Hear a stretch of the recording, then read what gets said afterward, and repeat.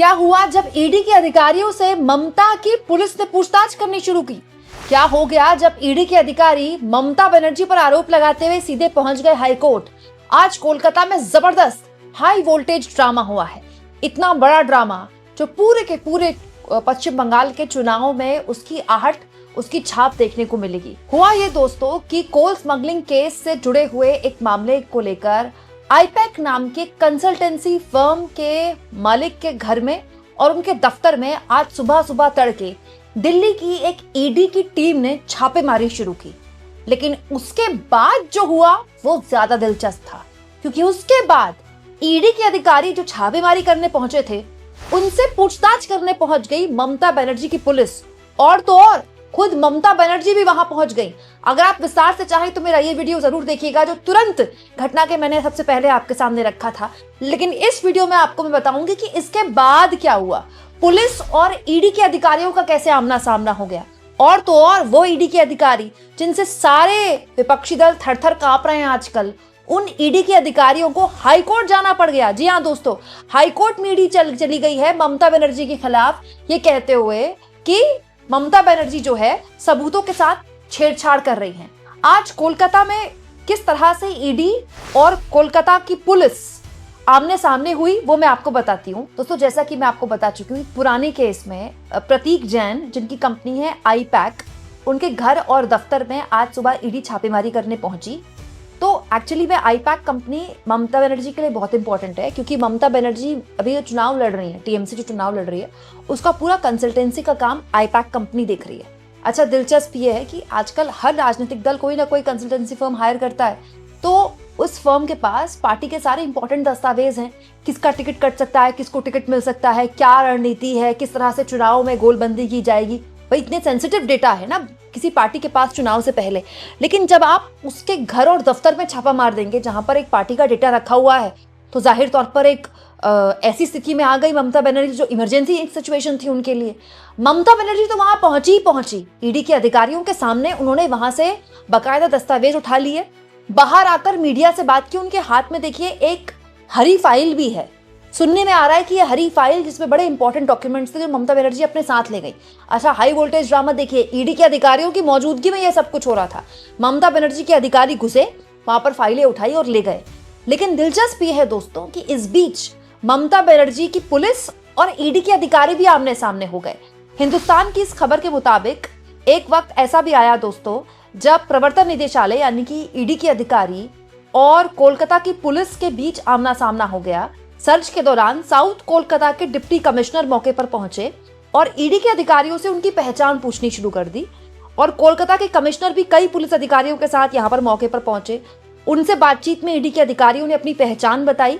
इसके अलावा यह भी बताया कि वो किस आधार पर किस अधिकारी के नेतृत्व में ये रेड मारने के लिए पहुंचे हैं। और उसके बाद सभी अधिकारियों को बाकायदा अपने आईडी कार्ड दिखाए। मतलब ईडी के अधिकारियों ने पुलिस को अपने आईडी कार्ड दिखाए।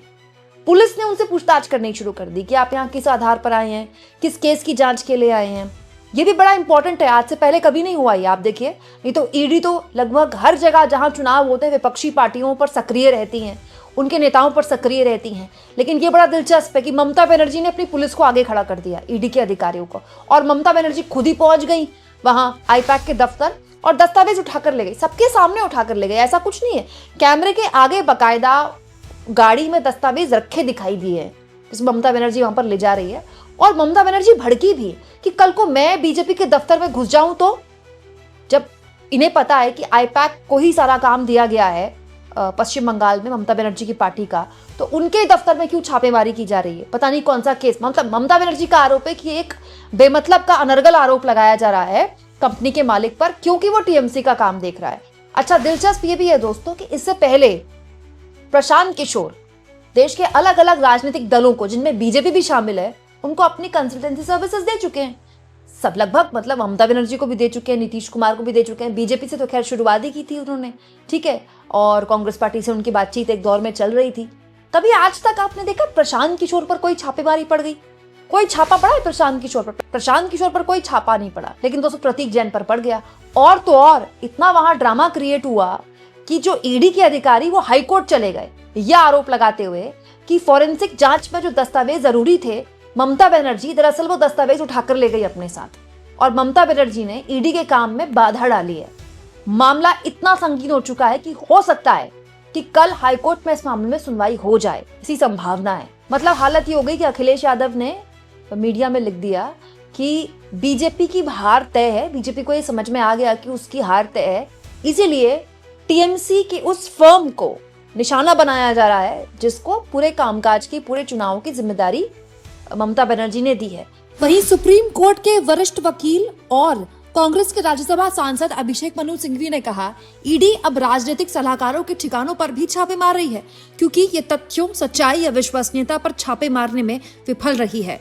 कोलकाता में आईपैक का छापा भाजपा के दबाव बनाने की रणनीति का एक और अध्याय है। जब लोकतंत्र असुविधाजनक होता है तो एजेंसियों को हथियार के रूप में इस्तेमाल किया जाता है।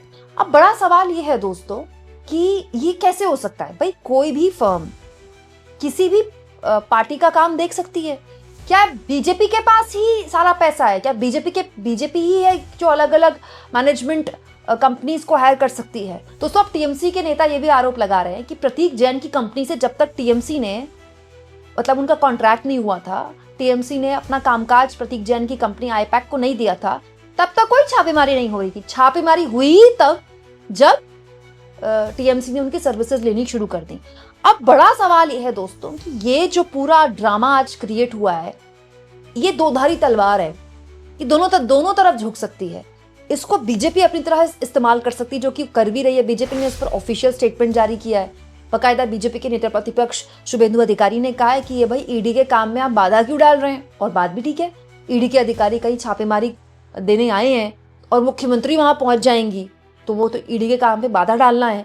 लेकिन बड़ा सवाल ये भी है दोस्तों कि जब ईडी को पता है कि किसी कंपनी को किसी एक पार्टी ने अपना काम दिया हुआ है कंसल्टेंसी का, तो ठीक चुनाव से पहले क्या इस तरह की कार्रवाइयों पर शक नहीं होगा? तब जबकि पहले ही केंद्रीय एजेंसियों के जो कामकाज है हाल के सालों में बहुत ज्यादा शक के दायरे में। अब मुझे आपको बताने की जरूरत नहीं है कि विपक्ष के कौन कौन नेता या तो ईडी सीबीआई की वजह से जेल में चले गए, या फिर उनकी पार्टियां टूट गईं, या फिर बीजेपी की वॉशिंग मशीन में धुलकर आ गए। अजित पवार तो खुलकर बीजेपी को अब चिढ़ाते हैं कि जो लोग मुझ पर भ्रष्टाचार के आरोप लगाते थे, देखिए मैं उनके साथ सरकार चला रहा हूं। और मोदी जी ही थे जो अजित पवार जैसे लोगों पर आरोप लगाते थे भ्रष्टाचार का, और फडणवीस कहते थे चक्की पीसिंग। अब देखिए अजित पवार उनके साथ सरकार चला रहे हैं। तो ये तो हमने अपने सामने होते देखा है कि ईडी सीबीआई का क्या क्या खेल चला है चुनाव से पहले। लेकिन दोस्तों यहाँ पर ईडी ये कह रही है कि हम तो कोल स्मगलिंग वाले मामले में पूछताछ करने के लिए गए थे। यहाँ पर पुलिस को बुलाया गया, पहले तो स्थानीय पुलिस और ईडी के अधिकारियों के बीच में बातचीत हुई और उसके बाद स्वयं मुख्यमंत्री पहुंच गई और फोरेंसिक जांच में जो इंपॉर्टेंट दस्तावेज थे वो उठाकर ले गई। अच्छा, मुख्यमंत्री यहाँ पर सिर्फ पहुंची नहीं, बकायदा बड़े शान से पहुंची, सबके सामने पहुंची दिन के उजाले में, और बाहर आकर मीडिया से बात करते हुए कहा।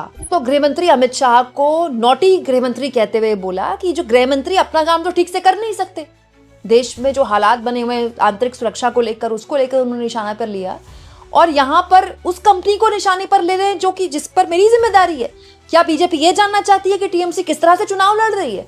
अब जैसा कि मैंने बताया कि ये जो मामला है ये दो तरह से जा सकता है। एक तो ममता बनर्जी के खिलाफ कि भाई वो काम में बाधा डाल रही है, दूसरा बीजेपी के खिलाफ। ऐसी क्या घबराहट, ऐसी क्या छटपटाहट कि चुनाव से पहले आपको उसी कंपनी पर, आपकी ईडी को उसी कंपनी पर छापेमारी करनी है जो कंपनी टीएमसी का कामकाज देख रही है। अप्रैल में चुनाव और दोस्तों जनवरी में हम आ गए। आपको पता है पश्चिम बंगाल में बीजेपी अगर इस बार सरकार नहीं बना पाई तो फिर बीजेपी वहां टूट जाएगी, क्योंकि वहां पहले से ही बहुत आंतरिक कलह है।